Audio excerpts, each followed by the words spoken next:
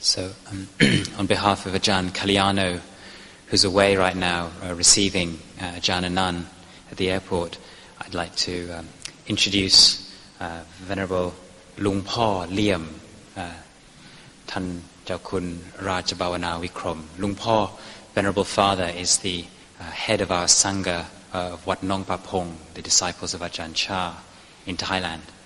And so he's part of a group of monks which will be slowly growing over the next few days, who have flown down to Melbourne, come to Warburton to stay, to take part in this week's celebrations, celebrating the opening and the growth of this Dhamma hall in the monastery. So tonight we've invited Luang Po to offer us some words of Dhamma for our inspiration and uplift, and for our Dhamma practice, words of encouragement. And in the usual tradition now, he will speak for a while in Thai, and then there will be a translation of his words. So I think the thing to do is we just invite Luang Po to begin speaking and give us some of his thoughts and reflections.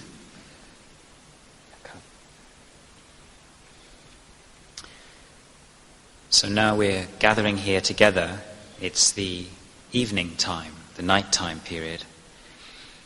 This evening, Ajahn Kalyano, the abbot, has gone to receive his teacher Ajahn Anan at the airport, who's travelling from Thailand. They should be arriving in the monastery around 11 o'clock, late tonight. So he suggested that all of us who are here meet in this way to spend some time together and to develop a mutual understanding and practice together in line with Buddha Dhamma, the teachings of the Buddha. What we must try to do then in practicing Dhamma is to ease and relax our minds, let go of tension, let go of holding, because this will make the mind not peaceful and not happy, and it even leads to what we call these days mental illness or real stress. So for the sake or the purpose of relaxation and letting go, we have to learn to make the mind peaceful. We have to learn what are the duties which lead to the mind being balanced and stable, and carry out those duties. It's about improving and raising up our mental state to that of one who is, we could call them, truly developed in spiritual qualities. Another word for this is what we call right view. And this right view leads us away from the obstacles which we have in life. So all of us here should learn to develop what we call objects of meditation, Kammatthana, the basis of meditation, things which lead to a mind being peaceful, things which make for an inner refuge. And to find objects of meditation, we don't go looking elsewhere or outside of ourselves. We find them within our own body and mind, as they're things which we could call our own inbuilt natural resources. In practicing meditation, we learn not to worry about the past, not to worry about the future, to relax and let go. We develop mindfulness and awareness. We call this sati. We learn to find skillful means to make the mind peaceful. We take the natural state of the natural state of the mind, which is present within us, and learn to contemplate it. One practice or technique is called Buddhanusati. This means recollection of the Buddhas, but also, more importantly, recollection of the Buddha's qualities, which we have present within us. Because the Buddha was an individual who developed himself. But he was just an ordinary human being, like us. He was able to move from one who had the usual obscured or clouded vision, to one who had fully gone beyond dukkha, suffering, and lived a life of perfection or fruition. But he was human just like us. So the raw materials that we need to develop our minds are not to be found anywhere else but within ourselves. They're our own inbuilt natural resources. And just this much is enough to realize the fruits of practice and to be one who is truly free from worry and concern. So for the purpose of Buddhanusati, or recollecting the qualities of awakening or enlightenment, this leads and is built on bringing our minds into the present moment and not falling under the sway of moods and desires. That way the mind will know the truth of our own experience or reality. We won't be hiding anything from ourselves, and the mind can be peaceful and happy. We use our physical body as well by putting awareness on the 4 postures, so that we'll be somebody who is what's called sukhato, one who's gone well, or one who is happy. When you're sitting, standing, seated, walking or lying down, you'll be happy because of the inner peace of mind, not happy from some kind of external thing. And when one is peaceful, then you're safe from negativity, enmity, aggression and danger. Any contact and interaction you have with society and the environment that's disturbing or chaotic won't be a cause for your own internal confusion. It leads to an awakened state of mind, and that's what's meant by Buddha or Buddho, which we recite. It's an individual who has truly developed themselves. And this development expresses itself in mindfulness. Mindfulness to know what is beneficial and what is not beneficial. And to know the truth of the Noble Truths, the 4 Noble Truths that the Buddha taught regarding suffering and the end of suffering. And this won't be based on the words of some teacher or some external information. You'll know it for yourselves. It arises based on much heedfulness and much effort and energy. But there are true benefits. So the Buddha, an enlightened one, is also a manussa, which means a being with a high mind, or a truly human being. This means one who has spiritual qualities. So whenever you're in contact with society or other people, and there are all kinds of events and situations and moods and impulses around you, you can maintain your inner purity of mind and not be deluded and not give rise to states of greed, hatred and delusion. These are the things which obscure the clarity of your vision and lead to a kind of intoxication or infatuation with the external world. These things will disappear. This is what we call Visuddhi Guna, the quality of purity. And it arises in ourselves based on making corrections, adaptations, improvements on oneself, and supporting each other, being harmonious, realizing that in fact we're all the same.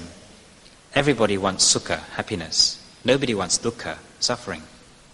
So the Buddha had much metta, loving kindness, to help us develop the spiritual qualities we need. We call them parami, spiritual perfections, in order to fulfill and develop ourselves. He sacrificed and taught throughout his lifetime.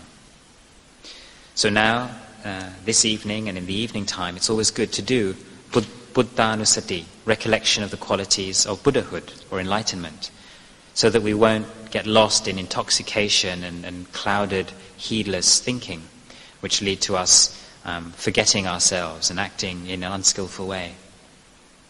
We'll learn simply then to observe the state of our own mind. Are our mental states wholesome or unwholesome? Is the mind happy or experiencing anxiety? This is based on sati, mindfulness, and it leads to samadhi or concentration of mind in order to facilitate the practice. And this brings great results. So we have to be very, very careful. Ramat rawang means cautious and careful. But in doing so, our lives can be of great benefit to oneself and benefit to others.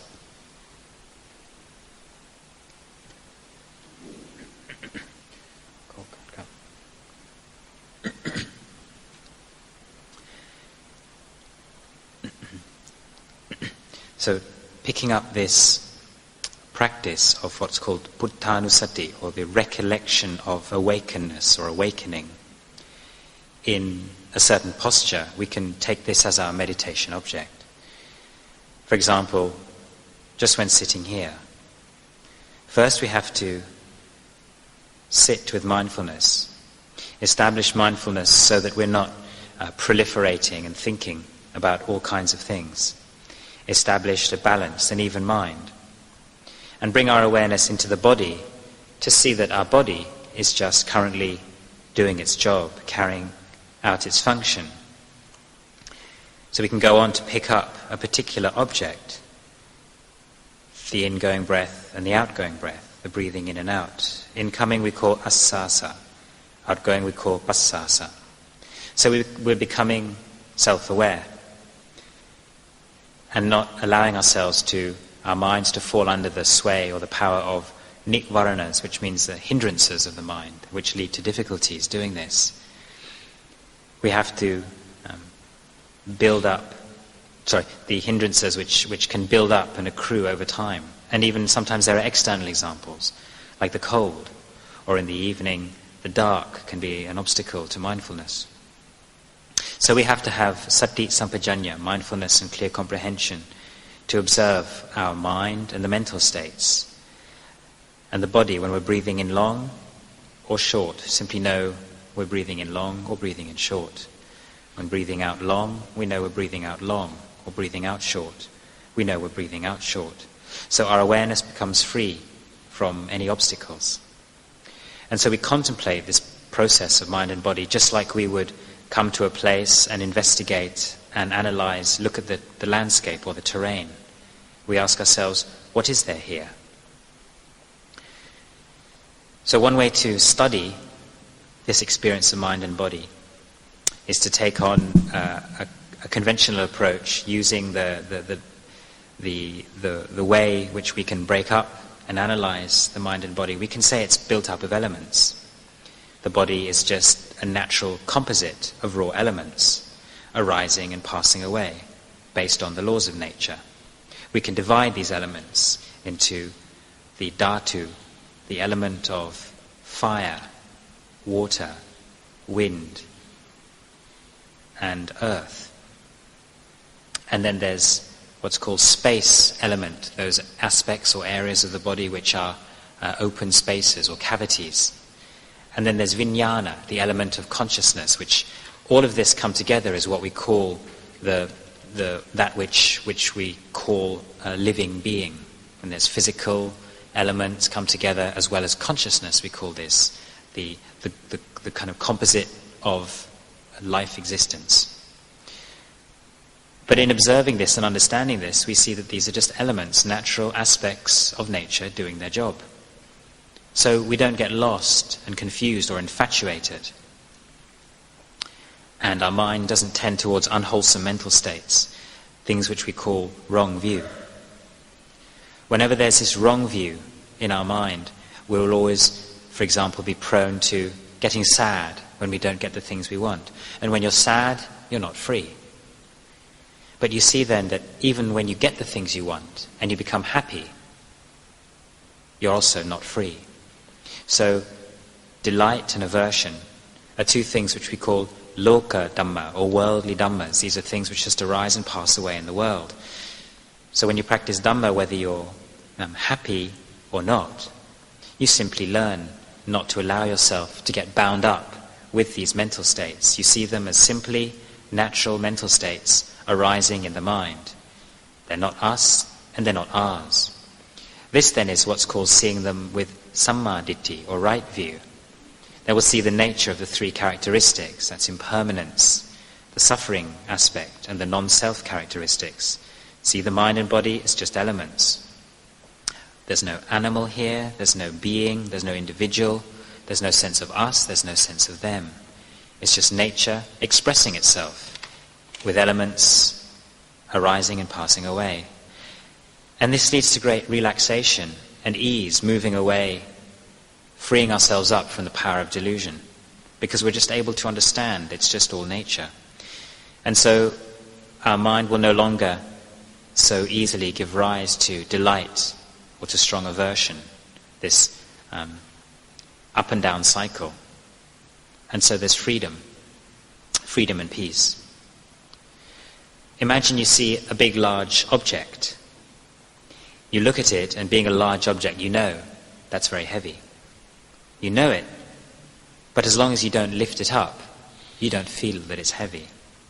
And so it's the same with the mind. Just see that anything that arises and passes away in the mind is just nature, and that way you don't suffer over it.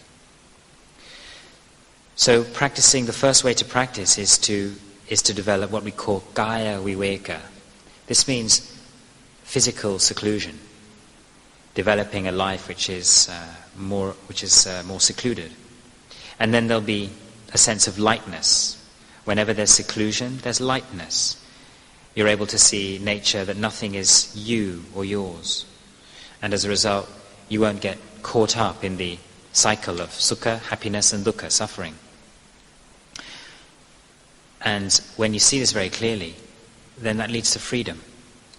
The freedom that the Buddha taught when he said, self is the refuge of self. So oneself, each individual has to make themselves a refuge. So the Buddha praised those people who withdraw from their minds what's called sakkaya ditthi, or self-view, in the sense of being a solid being or an entity. We just see oneself as nothing just other than a member of society with physical and mental factors. We don't feel that this is our world. We know that everything arises must disappear and return to its source. And this leads to great peace of mind. So we can let go of desires and let go of delusion. Because usually desire is something which knows no bounds, just like a fire which never runs out of fuel. If the mind becomes peaceful, based on this, we call this citta viveka, the seclusion or peace of the mind. And this leads to awakening, arising. It leads to great mindfulness.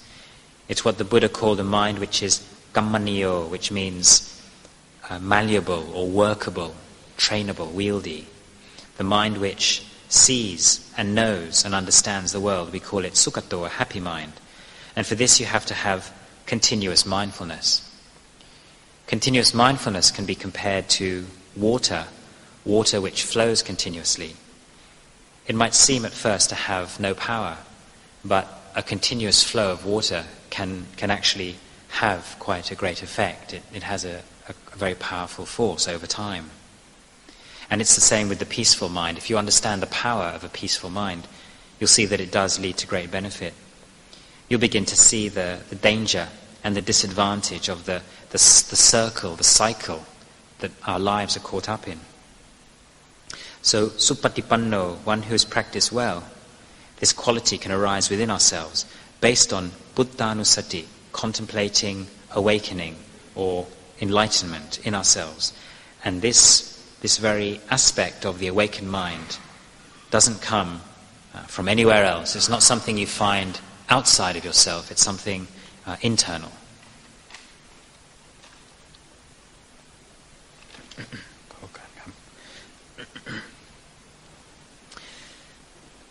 So developing sati or mindfulness and buddha, quality of awakeness, enlightenment in our lives, we have to bring these together and integrate them into how we lead our lives, because on a day-to-day basis we have to have lots of dealings and interaction with the external world and society. So we have to train ourselves that we have to understand this process of interaction. We have aspects of our body which we use for what we could call communication, interaction. That's the eye. We use the eye for the purpose of seeing. We have an ear, and the ear is the organ we use for hearing, etc. So we have to establish a real awareness when using or experiencing sensations. So anything that leads to delight, this sense of getting lost in fun or kind of intoxication, then that's when we have to be very, very careful and understand the process of interacting with the outside world with great awareness. You can compare it to watching a film and a screen. Watching a film can give rise to a great sense of, well, many emotions or moods or thoughts. But if you go very close up to the screen and take a very good look at it, you see there's nothing there. So we see that when the eye sees a form, some visible object, or the ear hears a sound, or whatever, and it gives rise to some strong mood or emotion, then we learn to just be aware of that mood. There's no need to buy into that mood or that thought. Just see the mind as just the mind. If it's a wholesome mood or a positive emotion arising, just see that, be aware of that. If it's unwholesome, then just be aware of that. There's no need to think and reflect and get worried and concerned about everything. Simply just to see that there's a process going on. And the process is simply arising, staying for a short period, and then disappearing. There's no us, there's no self, there's no being in this process. This is the universal truth of reality, and its truth simply expressing itself in arising and passing away. And so the mind, your experience of life will come more and more into the present moment. In whatever is seen, you will simply be aware that there is something that's being seen. In the seen, there will just be the seen. In whatever you hear, there's just the awareness, there's something being heard. In whatever is heard, there is just the heard. So we don't go and attach to anything as us, as ours, as me and mine. And so we're not bound up with this wrong view.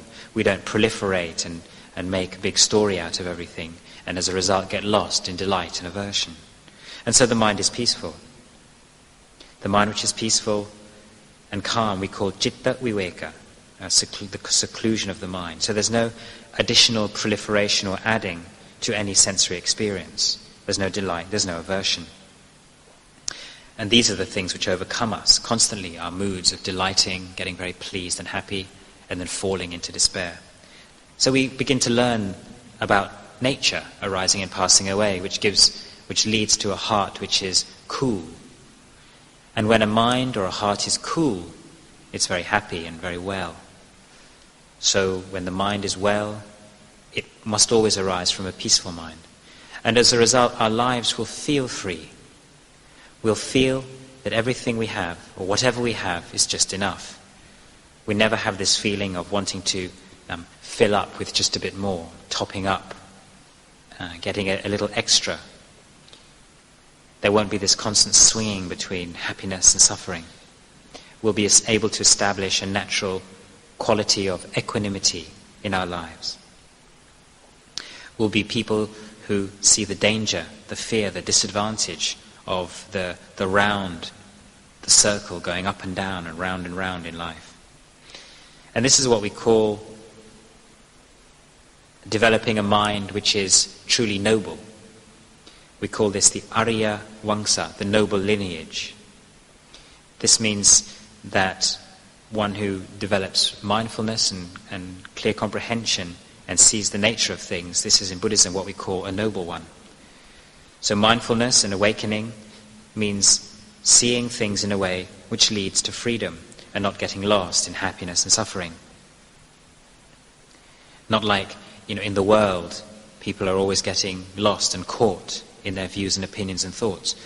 But if you develop equanimity, then whatever you see, there'll be peace. Whatever you hear, you'll feel peaceful. You just simply understand that everything that comes into your sense sphere is just nature arising and passing away. And your body is just the body doing its job, arising, manifesting, expressing itself externally, and then passing away, just like the sun and the moon, traveling, tracking across the skies. So our mind will tend or incline towards emptiness, and tending towards emptiness and putting things down will be able to understand the nature of what we call non-self. And this non-self is what the Buddha called is the abiding of enlightened ones, the true mental state or the resting place of enlightened ones, this knowledge or understanding or experience of non-self. So the Buddha taught us to see things very differently from the way society usually perceives things. This kind of views lead to clarity and light, lead to peace of mind, lead to a mind which knows acceptance, tolerance and freedom. And as a result, will do things which as manussa or human beings we should do.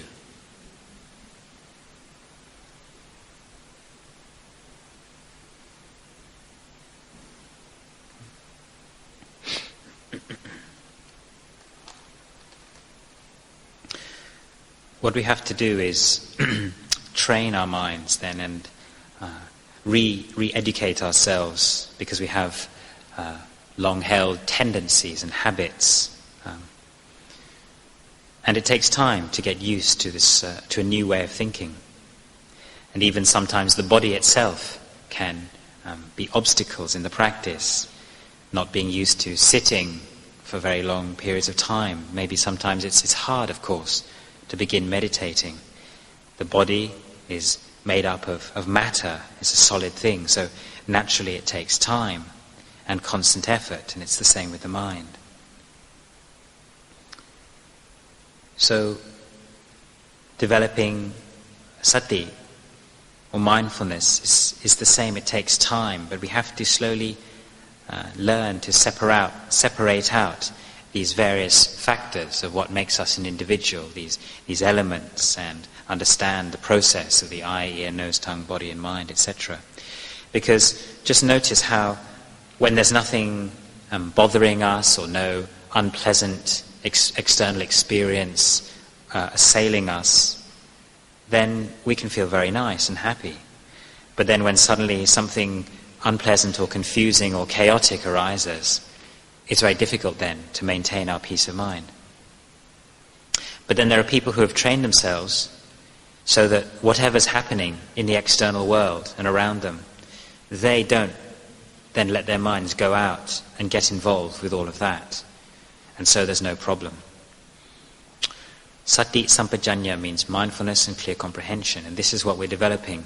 It's what the Buddha called an upakara dhamma, a quality of mind which is of great use. So bring sati sampajanya, mindfulness and clear comprehension, into daily life. Have mindfulness that when the eye, ear, nose, tongue, body and mind contact or experience some kind of sight, sound, smell, taste or touch, we see it very clearly. There's a Thai idiom, I'll try to translate, Du hai ok, bok hai dai, chai hai pen, which means see things clearly, see things as they really are, inform and instruct yourself as to what you're aware of, and then use your mind or use the external world in the right way. And so one who trains in this way, learning how to manage the internal eye, ear, nose, tongue, body and mind with the external world of sight, sound, smell, taste, touch and thoughts, you learn how to manage your life in a way which leads to great benefit. We all need to use our eyes and our ears, and even the Buddha used his eyes and his ears and everything else. But he used them in the way of what we call a samana. A samana can mean a recluse, a monastic, but it's a peaceful one, somebody who's withdrawn themselves from society. He used his eyes and ears and nose and tongue, body and mind in a pure way. Just like water, which has no pollutant or harmful chemicals, is safe and pure. So we learn then to see the benefits of developing a quality of awakeness and purity or holiness, and develop lives which grow and flourish. So tonight then, for all of us here practicing, it's you can call it studying. This aspect of practicing is a gradual process of learning and studying. It's like a journey which we have to walk on and carry on walking until we reach our destination, and then we can stop. So tonight I don't really have much to offer you in the way of anything special. These are just some thoughts and ideas that I've developed and studied, and I want to share with you regarding that aspect of what it is to become a manussa, a true human being developing a high mind. And I'm just happy to come together tonight and share these reflections and to meet all of you.